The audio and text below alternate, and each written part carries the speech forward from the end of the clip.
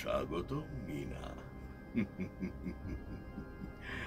তোমার স্বামীকে বসতে দাও, ওর বোধহয় শরীর ভালো নেই।